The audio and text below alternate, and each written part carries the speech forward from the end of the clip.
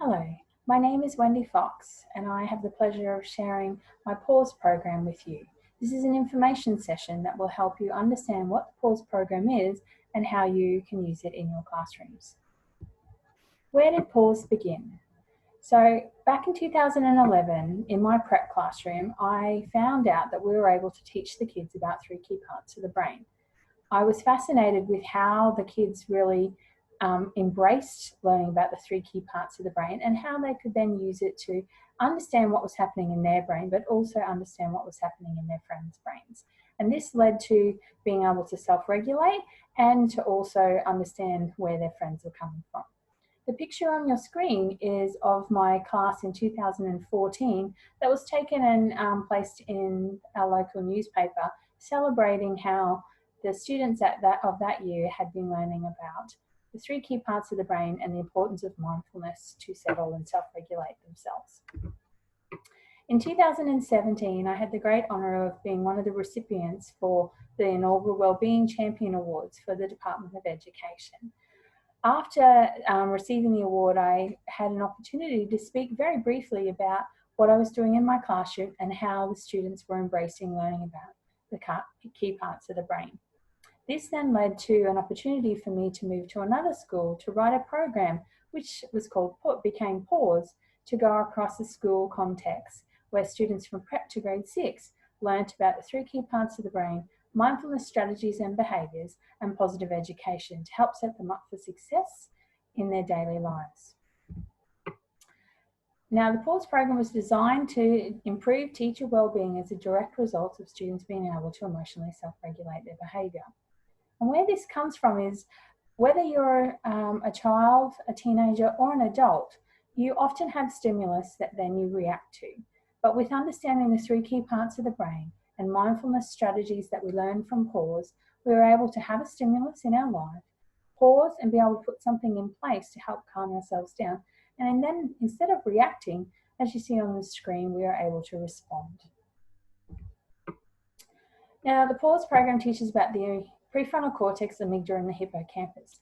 These three parts of the brain are responsible for thinking, emotions and behaviours, and our long-term memory. The students also learn that they receive information from their brain throughout their body in the form of signals. And if they act on them and put some strategies in place that they learn in the Pause program, they're able to self-regulate their behaviour far more successfully.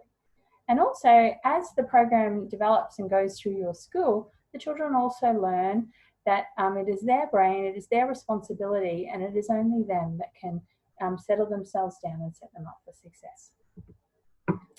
Now, the Pause program started in 2018 in Malanda Primary School, where I wrote the first group of lessons and trialled it across the 16 classes. Then I was invited to Mariba Primary School and also high school to see if it would work across a larger context. It was an amazing opportunity, and at both schools, the students and teachers informed and helped me build the best lessons that I possibly could do at the time. And then for the second half of 2019, I was given the opportunity to travel across the state to any schools and regional offices and areas that were interested to learn more about the Pause program. Now, the information in the Pause program comes from experts. Two of those experts are Dr. Dan Siegel and Dr. Judy Willis. They are two amazing neuroscientists in the States that have informed a lot of the information that is out there for teachers and parents, as well as the academic community. Here is an overview of our program. There are 18 lessons currently in the Pause program. The first 4 are around the brain basics, where the kids learn about the three key parts of the brain, the mind jar and how that can represent what our brain looks like, the hand model of the brain, and the brain house and Pause behaviours. The second set of the Pause lessons is around mindfulness, strategies and behaviours. And this is where the kids learn about the Pause posture and how important breathing is to settling ourselves down, heartfulness, and the idea of our internal weather and understanding what is happening and how we can self-regulate that. Also, mindful activities such as mindful seeing, mindful eating, mindful listening, mindful movement, and mindful thinking. In the mindful listening lesson throughout the pause program, the students also learn about another part of the brain called the reticular activating system. And this is the system that sifts through lots of information that is constantly shared in our brain at a very fast rate, and it dissipates or removes the parts that it deems not necessary. It's really important to understand how this part of the brain works, and it can help us to develop understanding and empathy for everyone around us. And finally, the positive education section of the pause program helps us to understand happiness, growth mindset, the importance of gratitude, resilience, kindness, and finally, empathy. Moving into just short explanations about these parts of the program. The first one is the brain basics. And as you can see, we've provided lots of lovely graphics for the children to connect to. So we have a picture of the brain here. And as the three parts of the brain are quite challenging to remember, we've connected animals with them as well. So we have the prefrontal cortex is represented by a wise old owl who, in a story that I've just recently written, is called Wally. And then the second part of that the kids learn about is the amygdala, and we have Gabby the guard dog. And finally, our hippocampus, which is our memory saving part of the brain, is Ellie elephant. In this next lesson of the pause program, the children learn about the hand model of the brain. Now, this was designed by Dan Siegel. He thought it was an excellent way to explain to parents and children how to understand what is happening in the brain. So I'm just going to show you now with my hand. If I lift it up, the thumb is representing the thumb is representing the amygdala, the guard dog, who we will currently place in the kennel. Then our fingers coming over the top are representing our Wally wise old owl. This is what we need to learn successfully and to have a successful life. It is called our balanced brain. Now, I talk to the kids about if something is unsettling our amygdala, our brain begins to rock. And as our brain rocks, our amygdala is sending signals throughout our body that we, if we pay attention to, we can act on with some of our mindfulness behaviours and strategies. Now, if for some reason we choose not to act, or it happens too quickly and we're unable to act on those signals that we receive, we flip our lid. And that is where the guard dog, the amygdala fires, comes out barking, and we're expressing our big emotions, be it anger, sadness, frustration, but also on a positive note, it can be overexcitement and overjoy. And what happens is the prefrontal cortex switches off, the wise old owls fly away. And so until we settle that amygdala, that guard dog, down back into the kennel and bring our wise old owls back, we cannot make smart choices, think, or solve problems. Now, becoming a pause detective can help the students and yourselves develop the ability to self-regulate. Because as I was talking to you before about the brain rocking, the amygdala sending signals, the signals that you might receive are the butterflies in the tummy, the fast beating heart, the hot face, sweaty lip, clenched teeth, tight fists, or as a lot of the younger students often tell me, wriggly bodies. If we act on those and pay attention with our pause detective, then we are able to keep our balanced brain, as long as we're putting in place mindful breathing, having a drink of water, or going for a walk. If we aren't aware of them, or we haven't acted on them and we flip our lid, we have to take some time to calm our guard dog, our amygdala down, to get back to balanced brain. Moving into mindfulness now. So mindfulness has been around for a very long time, and the mindfulness taught in the pause program is all about helping children pay attention in the present moment. So two of the amazing definitions that I use quite often is giving your complete attention to the present on a moment-by-moment basis, or paying attention in a particular way on purpose in the present moment without judgment. Now, I talk to the kids about the posters that you can see on your screen. So often our mind jumps around a lot, and there is a story that goes with the monkey mind poster in one of the lessons. It's a story from YouTube, and it's called Mindful Monkey, Happy Panda. And in the story, the kids notice that Monkey is always paying attention to something else than what he is doing. And so he has a monkey mind. It's jumping around everywhere.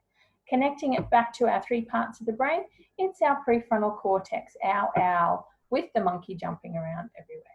So practicing mindfulness, paying attention on purpose in the present moment, is enabling us to calm our mind and just focus on what we are doing at that point in time, which I think is a brilliant skill for not only our students, but our adults as well. Practicing mindfulness can help us learn to focus, regulate our emotions, and develop a positive outlook on life. The pause processes that have been identified by the students both at Malanda and Mareeba State Schools help us to calm our amygdala down and bring our prefrontal cortex back online and set ourselves up for success. The first one in the pause process is shake a mind jar. This is where we put some glitter in water or coloured sand in water, and it has 2 purposes for us. It represents how the brain feels when the amygdala fires, and all of the information is running around in the brain and we can't focus and pay attention. And the second one is the mind jar is a brilliant self-regulation tool. So having some sand or glitter in a jar of water and shaking it up and placing it on the desk and watching the glitter fall is an excellent calming technique for all of us to be able to use.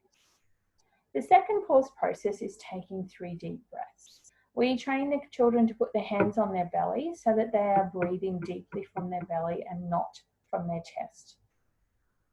This is an excellent grounding technique for the kids. And as I say to them, wherever you go, you take your breath with you. So it is a fantastic thing to use when you are feeling some of those signals coming through your body. The third one is having a drink of water. And like I say with our little animal, the minute you give a dog a drink of water, it settles. The same for our amygdala. The minute we have a drink of water, it's like we go, I'm feeling much better now. The fourth one is, again, from Dan Siegel, name the feeling or your internal weather. So when we're talking about how we are feeling and naming our feeling, we have to bring our prefrontal cortex back online. And that means that we have to be able to articulate how we're feeling. I'm angry, I'm frustrated, which is a really great technique to help bring the prefrontal cortex back online. But sometimes our students find it very challenging to actually articulate their feelings. So I have brought in an activity called internal weather that I used to do with my prep students. And we have a weather poster that the kids can refer to. And that is, the kids can make connections with, I'm feeling stormy, I'm feeling a bit cloudy today. So again, they're bringing their prefrontal cortex back online because they're naming how they're feeling, but they're doing it in a fun way that doesn't challenge them. The fifth one is the pause. The fifth pause process is going to a calm area. So negotiating with the teachers in the classroom or at home with your family, what would be a nice, calm, quiet area that you can go and take some deep breaths to help calm your amygdala down and bring your prefrontal cortex back online. And the last one is going for a walk. It's really important to move the big muscles in our bodies, particularly after our amygdala has fired, because we have lots of chemicals running around in our body, like adrenaline and cortisol. So going for a walk, just a short walk, can actually help to calm our amygdala down as well and move all of those chemicals through our body. Mindfulness in the classroom. This is a little extra one that I've popped in because when I was explaining to the kids what mindfulness is in the classroom, it's quite an abstract term for them to grasp. Self-awareness, paying attention on purpose in the present moment. For some students, they'll sort of look at you with a blank face. So what I did with them was I used some of their sports to connect. So we talked about football or basketball or hockey or soccer. And we said, when you're on the field and you're paying attention to what's happening around you, you are practicing mindfulness. An example was that, Jack had the basketball and he was running down the side of the court and he was scanning to see where the opponents were coming from and also where his teammates were coming from so he could pass the ball and then that they could get a three-pointer and score a goal. This really connected with the kids, and depending on where I was and getting to know what the kids' sports that they liked was the sports that I used to help them pay attention. And then I led them back to the classroom and said, so When you're in the classroom, when your teachers are teaching you your times table or your spelling or anything like that, if you're paying attention on purpose in the present moment, you're giving your prefrontal cortex the best chance to take that information in and send it back to the hippocampus. Whereas if you were daydreaming and looking out the window or thinking about lunch or what you're going to do with your friend after school, you won't have a chance to do that. This is a clip that I'm not going to play now, but this actual PowerPoint will be saved as a PDF, and also the PowerPoint in the resources that are placed on Learning Place, so you'll be able to watch the YouTube clip. And it's an excellent one for adults to be able to put understand the importance of mindfulness for us. And again, these are two clips explaining primary school and high school and the importance of bringing mindfulness into the schools, and you can play those at any stage. Also in the Pause mindfulness lessons, we take the kids through mindful eating, mindful seeing, mindful listening, mindful movement, and mindful thinking. And as I said earlier in this presentation, in the mindful listening lesson, the children also learn about the reticular activating system. This is just a little bit of information that might help you understand it. So the thin blue tube that is in the brainstem, which is labelled the RAS, as you can see on the screen there, it's a little tube where all of the information from our 5 senses goes. And right at the top of that tube, just in the centre of the brain, is a little gate that they call sensory gate. And it opens and closes very, very quickly and allows about 1/3 of the information that the senses are sending into the brain through. Now, for some reason, some students and even some adults, sensory gate doesn't work as well. And it's a little bit slower and it lets too much information through to the brain, to the emotional part of the brain where the amygdala is. And so what happens is the brain, or the amygdala particularly, gets overwhelmed. And like we said before, we flip our lid. So understanding how that works and setting the students' environments up for success is a fantastic way to help to keep them thinking, and also to help them being calm in your classroom. So as an example, in the listening lesson, the kids do a mindfulness meditation where they listen to things outside the classroom, inside the classroom, and finally inside themselves. And then at the end of the meditation, they can explain to you or share what they have heard. And this is where you can pay attention to, you know, the kids might say, oh, you know, the air conditioning really came through today, or the ticking of the fan at the back of the classroom, or the fish filter. You may be able to hear the air conditioning in the room that I'm currently in. While I'm presenting, my reticular activating system isn't letting that through, but now that I'm paying attention to it, I can hear it, as I imagine you can too. So this is really great information for us to understand for some of our students who struggle to focus in the classroom. If we are able to have a classroom where there is the least amount of distractions, we may be able to help those children set themselves up for success. The importance of mindful breathing. I have included this clip into the presentation, and again I will get you to play it afterwards, but it is an excellent clip that joins and makes links between the amygdala and the prefrontal cortex, the mind jar, and the importance of breathing. And it's spoken by kids. It is in the lessons for the students, and they really connect to this particular clip. And finally, to close the mindfulness section of this presentation, being mindful with an activity activates and strengthens the neural pathways in the brain. And the more that you practice being mindful in all of your activities, the stronger the neural pathways are. So this is an excellent poster to have up in your classroom or to share with your families, and talking about how every time you practice mindfully something that you're learning or something that a skill that you're trying to develop, the neural pathways in the brain become stronger. And a piece of electricity gets fired along that neural pathway of the new learning every time you practice it. Whereas when you don't practice the new learnings, the pathways that were beginning to be created become weak, and often they are discarded in the brain. It's a great tool to help kids to understand the importance of consolidations, homework, and practicing skills over and over. Moving into the last part of the Pause program is the positive education. And in this section of the Pause program, the children learn about happiness, gratitude, the importance of kindness and empathy, and resilience. And also my favourite is growth mindset.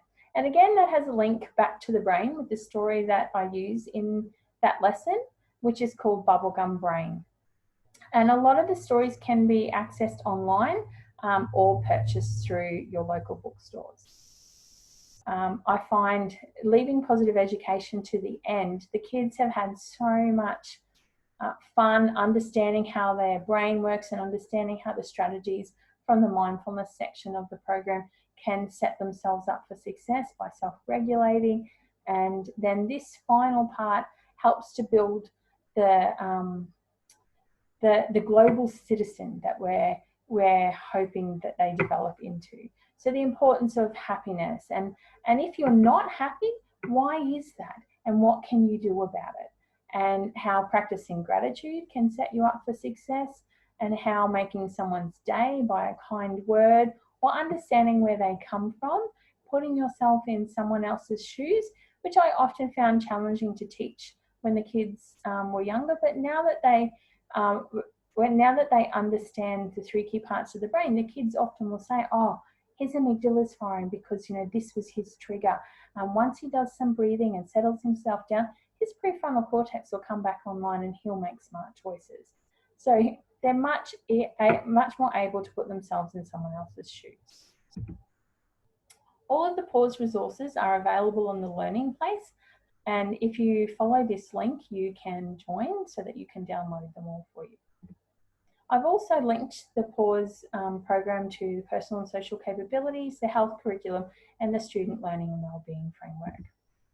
These are some books that I've read over the years that have helped inform me while to put this program together. These are the stories that are woven into a lot of the lessons in the Pause program. And this is a photograph that I took when I was visiting a school in Pomperow, which is on the western side of Queensland. And this is just a little verse that I wrote to go with it. Just as our heart sighs with peace while watching the sun kiss the waves as it sets over the ocean, the pauses in our life can bring peace in the most chaotic times of our day. Thank you.